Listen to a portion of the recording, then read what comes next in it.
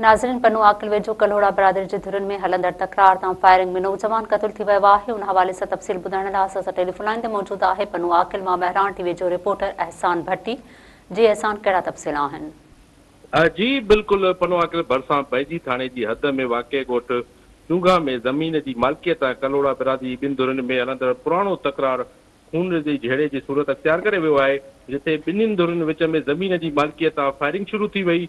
Firing के नतीजे में 5 ॼणा सख़्त ज़ख़्मी थी पिया, जिनमें सलीम अली कलोड़ो, अजीब अली कलोड़ो, इनायतुल्ला कलोड़ो, मोहम्मद सचल कलोड़ो ऐं हसीब कलोड़ो शामिल आहिनि। ज़ख़्मियुनि खे ॻणती जोगी हालत में तुर्त पन्नू आकिल जी तालका अस्पताल में मुंतक़िल कयो, जिथे नौजवान सलीम पुट अब्दुल हलीम कलोड़ो ज़ख़्मनि जा सूर न सहंदे फोती वियो, जॾहिं त ॿियनि ज़ख़्मियुनि खे डॉक्टरनि पारां तिबी इमदाद फ़राहम कई पई वञे। वाक़े बाद मक़तूल सलीम कलोड़े जे वारसनि मीडिया सां ॻाल्हाईंदे इल्ज़ाम हयो आहे त पंहिंजे ॻोठ सौ जिरेब ज़रई ज़मीन ते मौजूदु हुआ।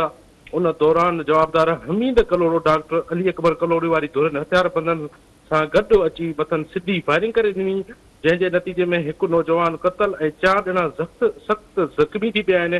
वारसनि मुतालबो कयो आहे त वाक़े में मुलविस जवाबदारनि खे फौरी गिरफ़्तार करे खेनि इंसाफ़ फ़राहम कयो वञे। वाक़े जे इतलाह ते बैजी थाणे जी पुलिस वाक़े वारे हंधि पहुची वई ऐं इलाइक़े खे घेरे में वठी जांच शुरू करे छॾी आहे, जॾहिं त आख़िरी इतलाहनि ताईं कंहिं बि जवाबदार जी गिरफ़्तारी अमल में न अची सघी आहे। जी एहसान, जी महिरबानी।